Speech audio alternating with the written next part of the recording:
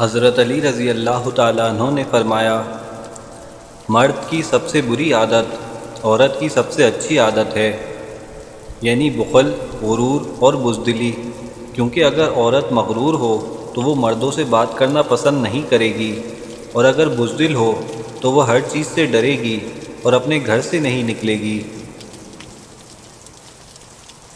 بدترین دوست وہ ہے جو تجھے خاطرداری کا محتاج اور عذر طلب کرنے پر مجبور کر دے۔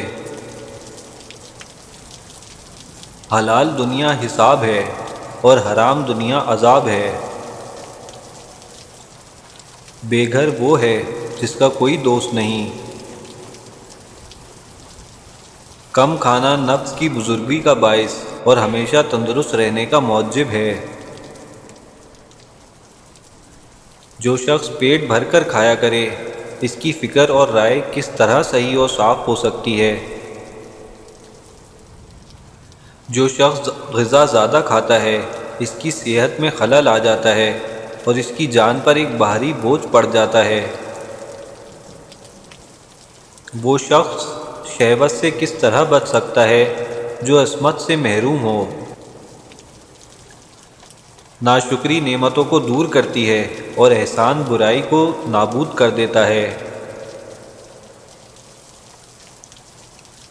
شکر گزاری احسان سے زیادہ مرتبہ رکھتی ہے، کیونکہ یہ باقی رہتی ہے، اور احسان کرنے والا جو چیز دیتا ہے وہ ختم ہو جاتی ہے۔ شہوت کو قوت اور زور پکڑنے سے پہلے دبا، کیونکہ اگر وہ زور میں آ گئی تو وہ تجھ پر غالب آ جائے گی اور تجھے برائی کی طرف کھینچ لے جائے گی، اور اس وقت تو اس کا مقابلہ نہیں کر سکے گا۔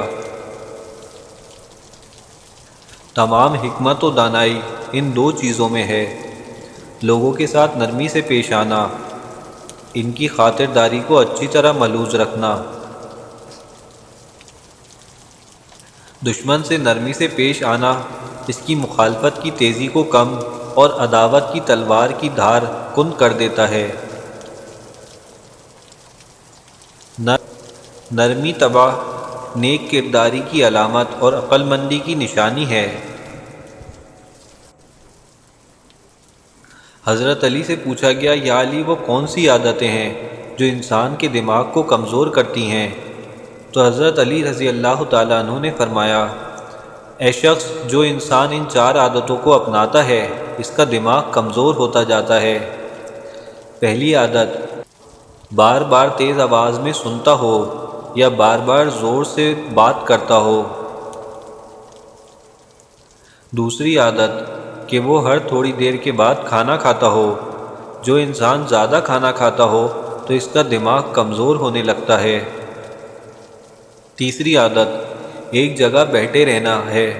جو انسان جسمانی کام نہیں کرتا، سارا دن لیٹے رہتا ہے، بیٹھے رہتا ہے، تو یوں اس کا دماغ کمزور ہوتا جاتا ہے۔